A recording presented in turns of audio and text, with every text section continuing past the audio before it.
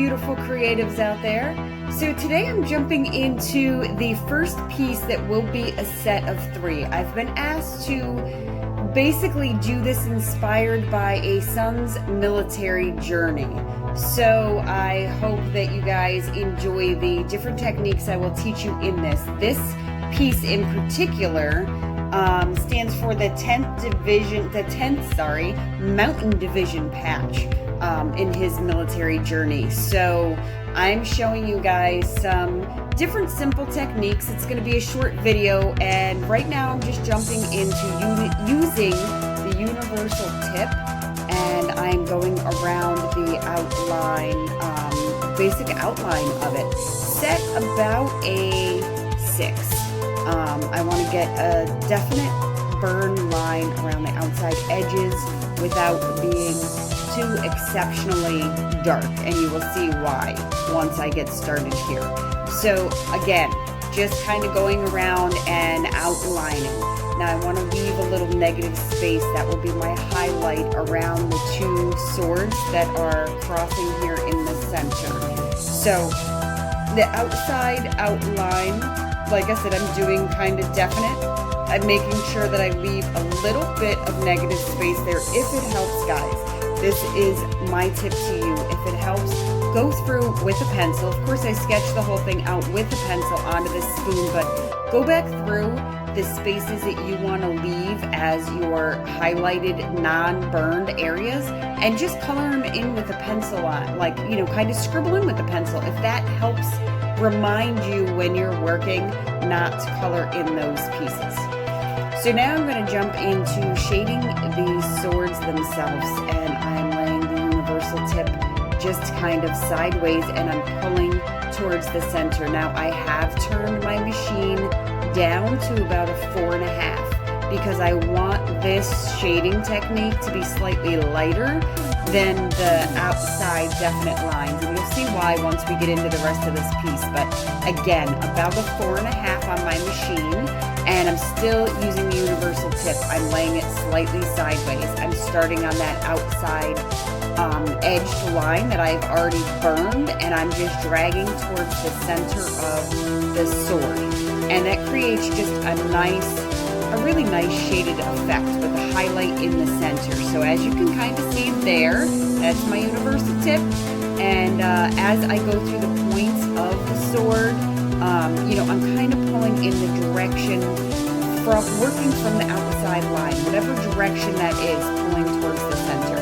Now you'll also notice that I skipped the middle part of where the other sword lies across, because I want the other sword to kind of look like it's laying on top of this. So I want to give it more of a layered effect in this one. So pay attention to skipping that center section. Now here I'm going to jump into the top sword, and you can see exactly what I meant there. Now I'm going to go right through, and I'm going to continue my shading technique of starting at the outer line and pulling, just kind of dragging with the tip slanted sideways and kind of dragging into the center so that it looks like this sword is laying over top of the other sword. You could flip-flop it if you want the other one to look like it was on top. I could have done the same exact thing layer-wise, but I just wanted to show you guys this slight technique that, see, there you go. It just kind of makes one of them look like it's in the background compared to the other one. So there's a little closer look at it.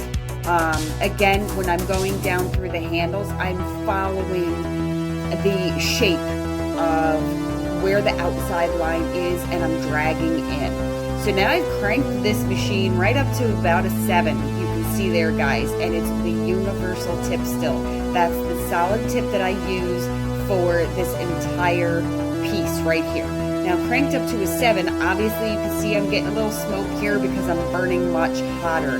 Now I'm just laying this tip down, almost like a dotted effect, so to speak, but because it's not, it's not the ballpoint tip.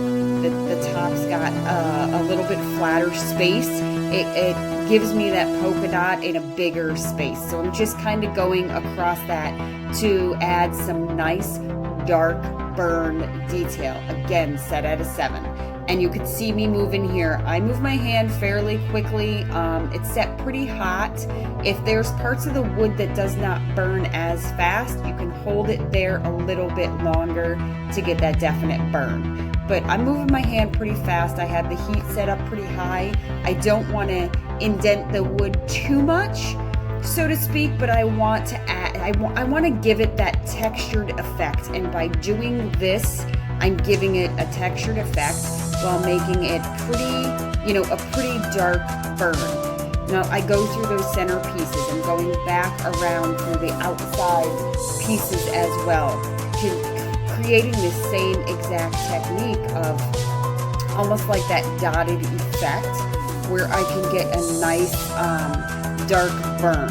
And then if it's not quite dark enough, see there I'm creating a line, I just turn my pen slightly in a different angle, go back over the top of the same pieces that I just burned right there, and it creates a much darker line. So you can see there. I won't bore you with making you watch the entire piece because this is a slow process, guys, to get the really filled in really dark. Again, here I'm going to finish it up, and using the same technique, I just want you guys to know that if you get anything from my videos, always just click on the little bell so you get notified on my YouTube videos coming out. Subscribe down below. Comment in the comment section of anything you guys would like me to teach on, or anything you'd like me to try to tackle and we could learn together. So I hope you enjoyed this video. I'm going to finish it off with my signature as always. It's just a simple C with the G backwards that really just kind of creates the look of a little heart, and just come up with your own individual signature that makes each piece definite to you. So I hope you guys enjoyed the video. As always, have a beautiful, beautiful day. Much love and appreciation, guys.